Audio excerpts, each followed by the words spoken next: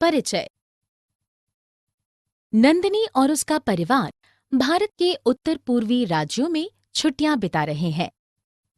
वे जिस होटल में ठहरे वह उसके शहर में बने होटल से बहुत भिन्न था।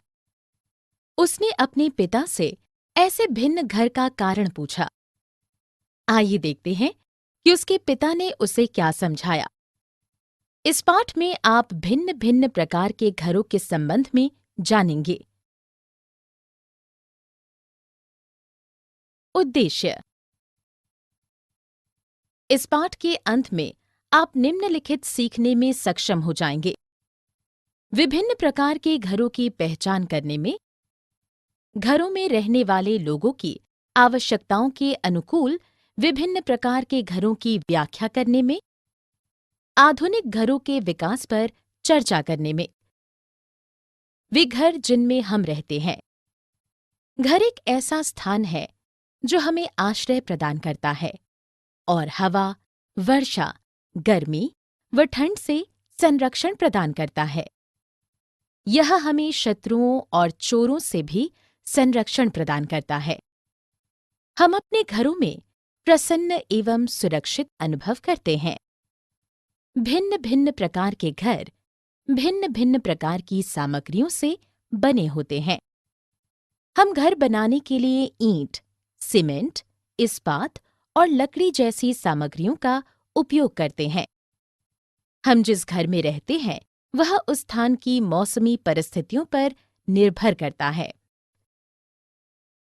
पहाड़ी या आर्द्र क्षेत्रों में बने घर। पहाड़ियों पर बने घरों की छतें तिरछी होती हैं ताकि वर्षा तथा बर्फ आसानी से नीचे बह सके।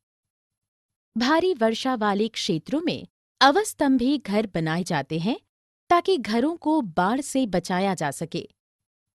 घर के आसपास का क्षेत्र सामान्यतया आर्द्र और दलदला होता है।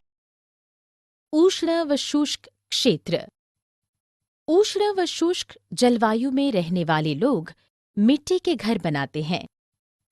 घर का निर्माण करने के लिए मिट्टी में पुआल, काठ आदि जैसी सामग्रियों को मिलाकर उपयोग किया जाता है।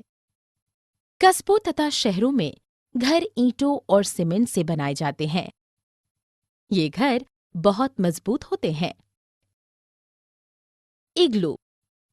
आर्कटिक क्षेत्र और ध्रुवीय क्षेत्र जैसे क्षेत्र पूर्ण रूप से बर्फ से ढके रहते हैं और अत्यधिक ठंडे क्षेत्र होते हैं। उस क्षेत्र के लोग आमतौर पर गुंबद के आकार में बर्फ के ब्लॉकों का उपयोग करके अपने घरों का निर्माण करते हैं। गुंबद आकृति स्थान को भीतर से गर्म रखने में सहायता करती है। अस्थायी घर। इस प्रकार के घर छुट्टियों और कैंपिंग के लिए बनाए जा सकते हैं।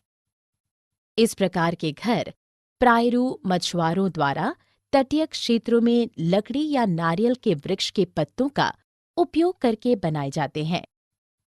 अवकाश कैंपिंग के लिए टेंट का उपयोग किया जाता है। ये तिरपाल या नायलॉन जैसे जलरोधक कपड़े से बने होते हैं। नौका घर बजरा। नौका घर झील में तैरते हुए घर होते हैं।